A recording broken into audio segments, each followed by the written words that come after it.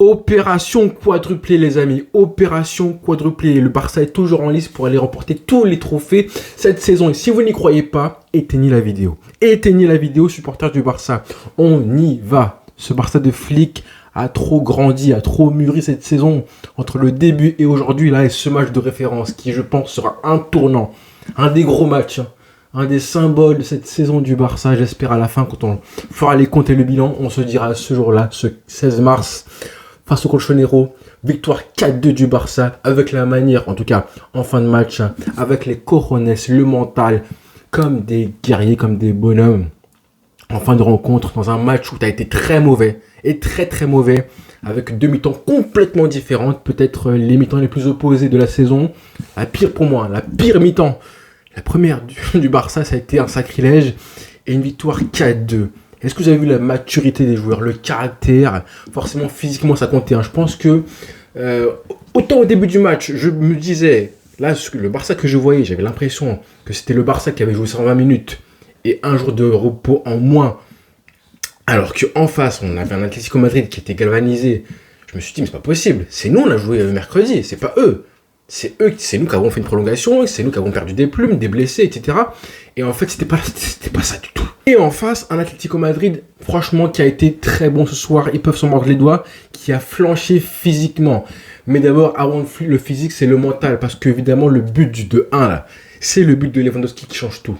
Alors, je vais m'excuser temporairement, parce que je veux quand même parler de ce qui s'est passé avant le but du 2-1 pour Lewandowski. Mais honnêtement, c'est le but qui change le match, clairement. On va pas se mentir, l'impact psychologique, vous le connaissez, le dicton qui dit que quand tu marques un but, il faut 5 minutes où il faut te concentrer, ne pas prendre un but. Là, ils mettent le but du 0, ils pensent que c'est terminé, ils ont fait l'effort en plus pour prendre les contres, c'est ce qu'ils faisaient. Donc physiquement, ils se sont dépensés pour marquer le but du 2-0.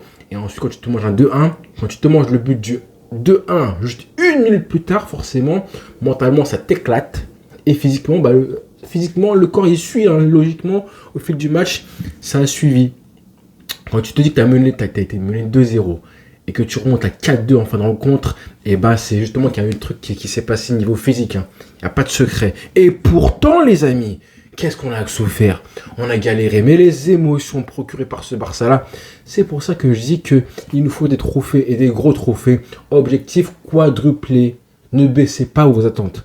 Avec ce que montre le Barça ce soir, et a montré aussi toute la saison, avec des matchs flamboyants, d'accord, du jeu et tout, mais même dans les matchs où tu joues beaucoup moins bien à l'extérieur, face à un gros d'Europe et d'Espagne, tu arrives à marquer 4 buts, tu arrives à gagner à l'extérieur sans bien jouer, au forceps et au mental.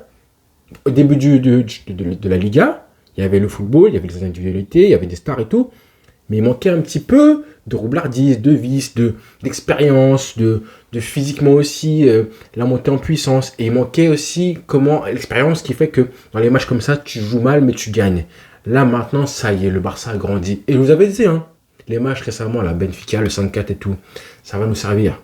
Les matchs où tu as mal joué, mais tu avais gagné au forceps, en fin de rencontre, dans les arrêts de jeu, ça va nous servir pour la suite des matchs en Ligue des Champions, des gros chocs aussi en Espagne, ça va nous servir. Et ça nous sert ce soir, comme quoi l'équipe y a toujours cru.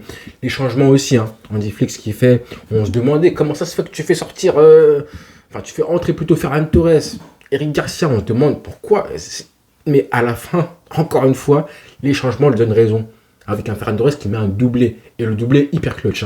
Le but du 2 partout et le but du 4-2 qui enterre, qui tue le match. Bravo garçon, Ferran Torres, la saison qu'il fait, quand tu es un super sub comme ça, quand tu es un sub en fait tout court, quand il est sur le banc et qu'il entre en jeu, encore une fois, il marque des buts, il rapporte des points et il est à l'aise. On le sent en confiance, bravo garçon. Je me disais, mais qu'est-ce qu'il va faire Ansu Fati Andy Flick, lapsus. Que fera Andy Flick pour faire en sorte que le Barça revienne dans le match? Est-ce qu'il pourra faire entrer un élément offensif intéressant? Mais qui? Ansu Fati n'est pas là. Frenkie de Jong est malade. Et en plus, tu vois le match justement, Frenkie de Jong, le pire match pour être malade, c'était vraiment celui-là. Ah, c'est sûr. Parce que le début de match, le milieu de terrain s'est fait éclater. Casado a souffert. Mais je pense que Casado, pareil, il a souffert parce que déjà il manque de rythme. C'est un petit peu le problème de ne pas l'avoir fait jouer récemment. Plus le fait que face à un bloc bas, il a souffert. En plus de ça, il ne prenait pas de risque. aucun risque pris. Au milieu de terrain, je ne les ai pas reconnus, mes joueurs. Pedri, encore une fois, je suis un mytho. Non. Pedri, ce soir, il a été très mauvais. Honnêtement, je ne l'ai pas reconnu. Dans les prises de balles mauvais, les passes qui vont en touche, les mésententes dans les duels. Le plus flagrant, je pense qu'à la mi-temps, quand je voyais le Barça, je me suis dit là, mais on se fait bouffer dans les duels en intensité. Et j'espère que Hansi Flick mettra des fimbos à toute l'équipe à la mi-temps. Je pense que c'est ce qu'il a fait. Oui ou non, je ne sais pas, parce que le Barça se mange le but du 2-0. Mais en termes d'intensité, c'était là le plus flagrant et le plus scandaleux niveau Barça, avec des joueurs qui prenaient zéro risque, qui couraient pas assez. Dans les duels, ils allaient même pas au duel en fait. Je sais pas pourquoi. Les mauvaises pertes de balles. Et même en termes de... Vous savez, intensité, c'est pas forcément les duels, hein, c'est aussi comment vous jouez, la vitesse à laquelle tu joues. Et dans les passes, c'est des contrôles, passes, on fait quoi? Je lève la tête, contrôle, passe. Non, jouez vite les mecs. Donc j'étais vraiment très frustré, très énervé par la première mi-temps du Barça. Mais heureusement, ils se sont repris progressivement grâce au but du 2-1. C'est pas vraiment la mi-temps qui fait changer le match côté Barça, c'est plus le 2-1. Avant ça, évidemment, les changements d'Hansi Flick qui font un petit peu basculer les choses, mais le vrai tournant, c'est évidemment le but de Lewandowski qui est incroyable. Hein. Contrôle de la poitrine et frappe du gauche. Avant ça, il avait encore une fois raté 2 occasions. Il a une occasion en début de match. Voilà, forcément, le but du 1-0, pour moi, il est pas de sa faute, mais c'était un symbole de ce qui se passe au Barça, et raison pour laquelle j'ai encore de la réserve sur le fait que tu peux être favori pour la LDC. Je l'avais dit en avant-match que je ferai une vidéo lors de la trêve qui s'appellera « Est-ce que le Barça peut remporter la LDC avec ce Lewandowski-là qu'on voit actuellement ?» J'ai encore des doutes. Il marque un but incroyable et j'espère que enfin ça va lui un petit peu ôter de la pression, du manque de confiance qu'il a accumulé récemment parce qu'il n'était pas bon. Il met ce but-là qui change le match. Il faut en parler parce que vraiment merci. Et même si c'est pas un but... Ouais, c'est un but clutch. Hein. C'est un but clutch. Donc clairement, oui, merci. Qu'est-ce que je raconte? Donc bravo Lewandowski. C'est vrai qu'il a une occasion en début de match et il doit la mettre au fond parce que le contrôle est bon. La poussée qu'il fait ensuite... Et c'est ça qui lui cache en fait l'occasion parce qu'il s'écarte du but et il frappe du gauche sur la barre, mais il frappe en force, il est en bout de course, il peut même plus placer la balle comme il pourrait à cause de la mauvaise conduite de balle. Je pense qu'il a développé un espèce de complexe, je sais pas si une peur ou une crainte vis-à-vis de Robin Lenormand, pardon, très bon défenseur, hein, Lenormand, qui a affronté Lewandowski maintenant depuis 3 ans, que Lewandowski est en Liga plusieurs fois, et à chaque fois il lui fait la misère, ou presque, même quand il était à la Sociedad. À chaque fois, dans les duels, dans les face-à-face, à chaque fois qu'il l'affronte, il se fait bouffer Lewandowski. Ce soir, ça a été un peu très compliqué, jusqu'au moment où Lewandowski est passé un peu plus axial droit, plus sur Clément Lenglet. Justement, Clément Lenglet est au marquage de Lewandowski, et c'est là que Clément Lenglet se rate un petit peu en retard. Contrôle de Lewandowski, frappe du gauche, incroyable. 1-0 pour 2-1 pour l'Atlético Madrid. Désolé, je suis un petit peu sous l'émotion. Et ça change le match. Mais voilà, si tu manques le 1-0, là, Lewandowski la frappe du gauche sur la barre, 1 minute après, et bah t'es puni. C'est pour ça que je vous dis, parce que là ce soir, l'Atlético est fatigué, donc il flanche ensuite en fin de match. Mais dans les grands rendez-vous en LDC, face à l'Inter, face au Bayern, face à Dortmund, là, si tu manques le 1-0 et ensuite tu te prends le 1-0 côté adverse, comment ça se passe en fin de rencontre? Comment ça se passe? Et en plus, qui c'est qui marque? Alvarez. J'en ai parlé justement hier en avant-match. Le duel. Et oui, ça n'a pas manqué. Alvarez qui punit, qui montre à Lewandowski comment être clutch. Même si l'action, elle est incroyable. Côté Colchonero, 2-0 séparé. L'action, elle est magnifique. J'ai vu un des supporters qui disait pourquoi le but est accordé. Il y a une main de De Paul. Oui, mais non, en fait, non. Désolé, mais non les mecs, parce que le Barça récupère le ballon d'abord.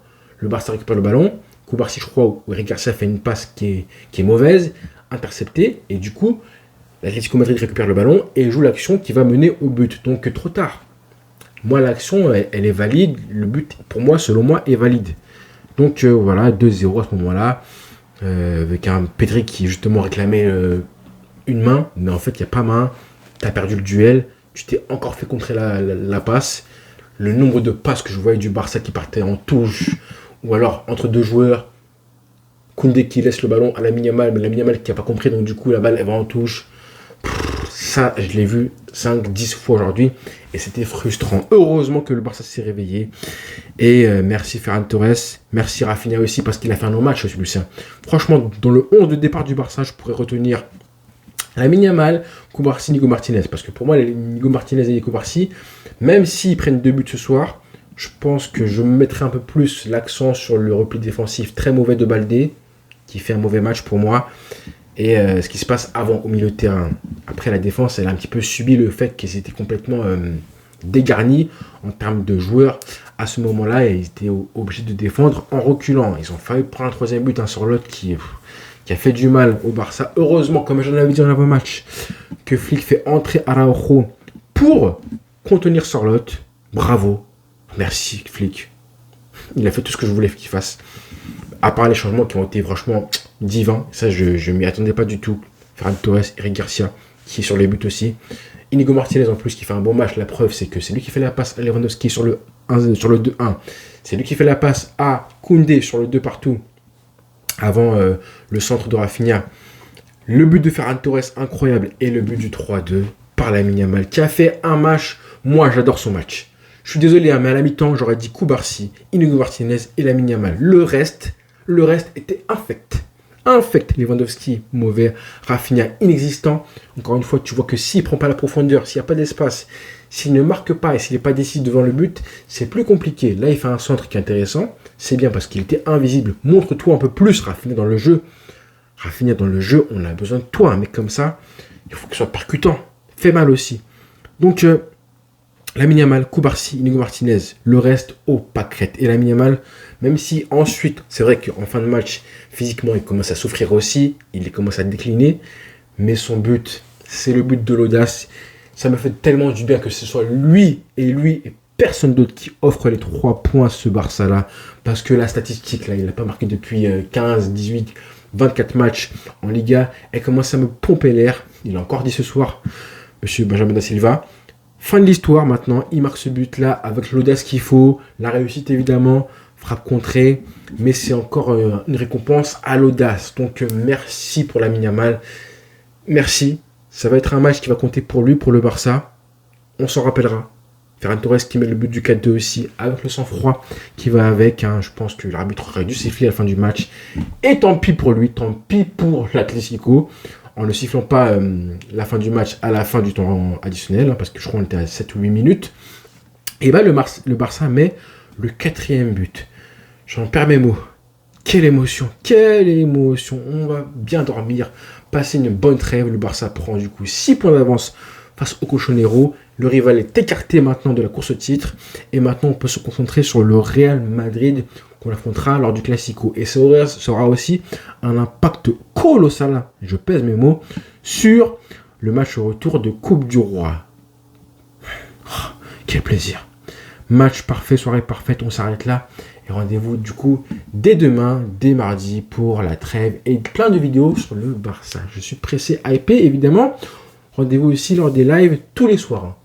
Ce sera des lives tous les soirs cette semaine. Ciao.